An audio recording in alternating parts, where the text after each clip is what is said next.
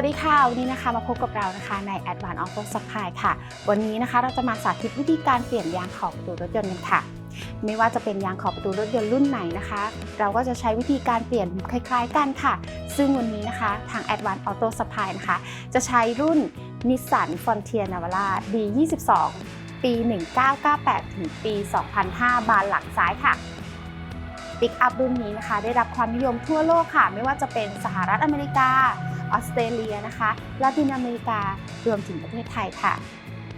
D22 Frontier นะคะเขาจะมีตัวถังนะคะหลายประเภทไม่ว่าจะเป็น Single Cab Extra Cab และ Double Cab ค่ะขั้นแรกนะคะเราก็ต้องเตรียมเครื่องมือให้พร้อมก่อนนะคะไม่ว่าจะเป็นแฉลงประแจหรือว่าไขควงนะคะและก็อุปกรณ์ทำความสะอาดค่ะต่อมานะคะเราจะมาถอดยางเก่าออกนะคะแต่ก่อนอื่นนะคะเราจะต้องปลดแกนพยุงนะคะออกจากตัวรถก่อนนะคะไม่งั้นนะคะยางเก่าของเขานะคะจะติดไม่สามารถถอดออกมาได้ค่ะทีนี้นะคะเราจะเริ่มถอดยางขอบประตูรถยนต์กันอันเก่าออกแล้วนะคะโดยการเราจะเริ่มจากด้านบนนะคะถอดออกจากรางก่อนค่ะ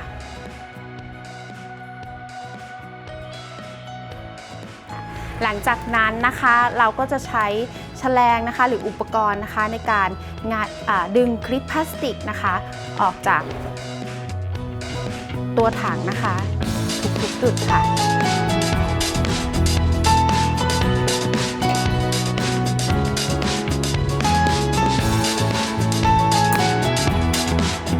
ใช้อุปกรณ์อะไรก็ได้นะคะที่บ้านมีนะคะสามารถใช้ได้ค่ะ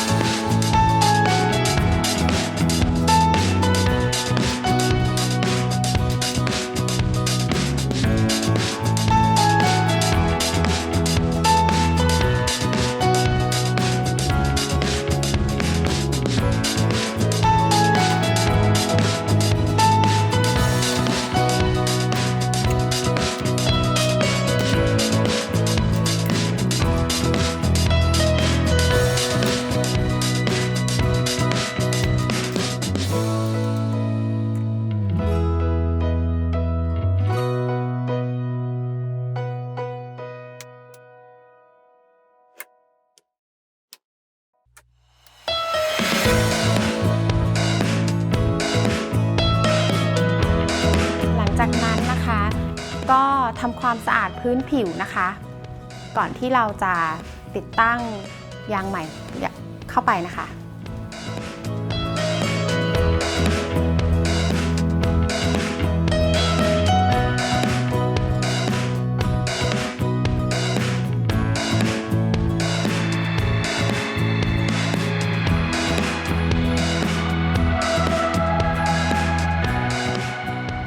สังเกตได้นะคะหลังจากที่เราถอดยางเก่าออกแล้วนะคะจะเห็นนะคะรางนะคะสำหรับการติดตั้งยางนะคะด้านบนนี้เลยนะคะโดยตัวยางนะคะจะมีเขี้ยวนะคะล็อกไปบนรางนี้ค่ะ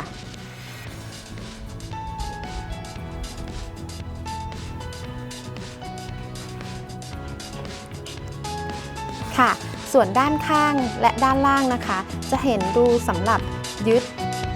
หมุดนะคะพลาสติกตรงนี้ค่ะเป็นระยะค่ะแบบนี้เลย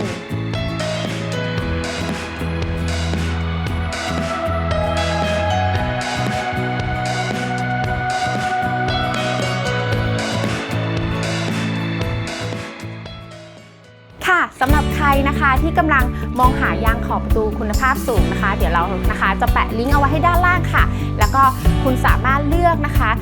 ยางขอบประตูที่คุณต้องการนะคะได้เลยค่ะไม่ว่าจะเป็นรถเก๋งรถกระบะรถโฟร์วิวรถตู้รถบรรทุกนะคะแต่ถ้าเกิดใครนะคะที่เข้าไปในลิงก์แล้วนะคะแล้วติดขัดปัญหาอะไรนะคะก็สามารถส่งอีเมลมาหาเราได้นะคะแล้วเรานะคะจะช่วยการค้นหาให้คุณเองค่ะ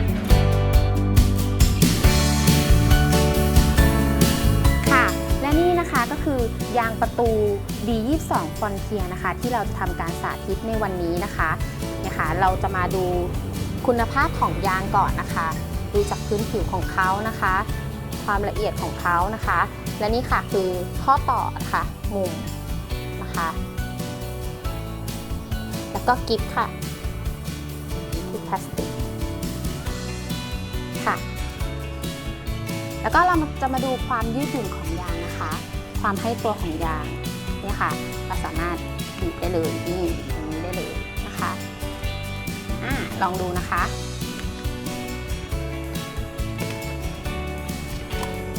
โอเคค่ะเดี๋ยวเราไปดูวิธีการติดตั้งกันเลยค่ะหลังจากที่เราทำความสะอาดพื้นผิวเรียบร้อยแล้วนะคะเราก็จะมาติดตั้งยางขอบประตูกันเลยค่ะโดยเริ่มจากมุมก่อนนะคะใส่มุมเข้าไปนะคะแล้วก็เอาเขี้ยวนะคะให้เข้าไปในรางขอบประตูนะคะค่อยๆใส่นะคะกดเขาเล็กน้อยค่ะเพื่อดันเขาขึ้นค่ะ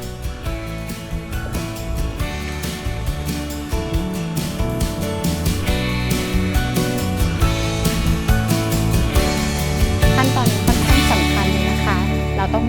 ใส่ยางให้เข้าไปในร่องรางก่อนนะคะ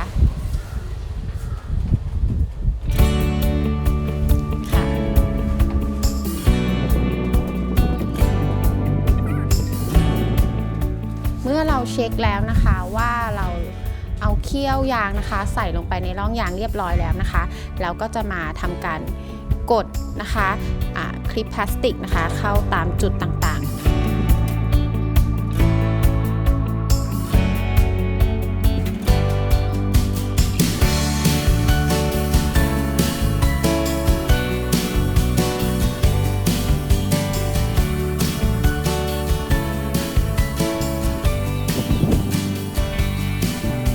หลังจากที่เราใส่กิ๊บลงไปแล้วนะคะตามร่องต่างๆแล้วนะคะเราก็มาเช็คอีกครั้งหนึ่งนะคะสังเกตการยืดหยุ่นของเนื้อยางนะคะแล้วก็พื้นผิวของเขานะคะการให้ตัวของเขานะคะ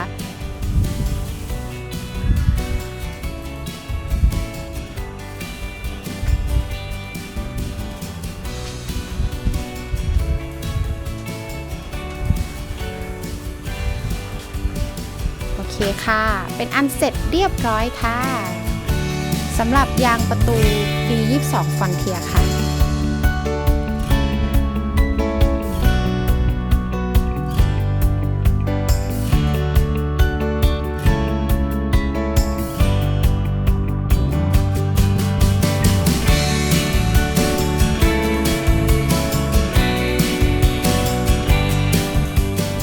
หลังจากที่เราติดตั้งยางขอบประตูเรียบร้อยแล้วนะคะอย่าลืมใส่แกนพยุงบานพับนะคะกลับเข้าที่เดิมด้วยนะคะไม่งั้นนะคะจะปิดประตูไม่ได้ค่ะ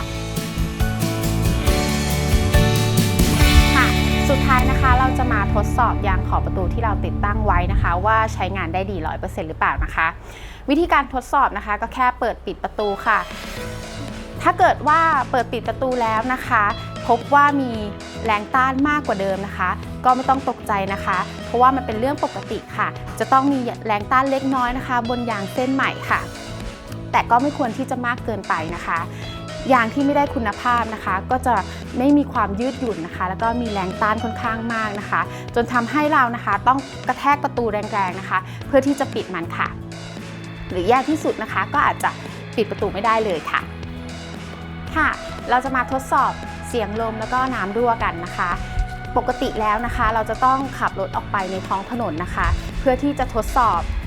ว่าได้ยินเสียงลมไหมมีน้ำรั่วซึมเข้ามาหรือเปล่านะคะแต่วันนี้ค่ะน้ำมีทริคเล็กๆค่ะที่จะมาฝากกันนะคะง่ายๆเลยค่ะแค่ใช้ไฟฉายนะคะส่องบริเวณประตูเพื่อตรวจสอบแสงไฟนะคะว่ามีเล็ดลอดผ่านเข้าไปในห้องโดยสารหรือเปล่าค่ะและอีกวิธีหนึ่งนะคะก็แค่ใช้กระดาษ A4 ค่ะขั้นลงตรงส่วนโค้งนะคะของประตู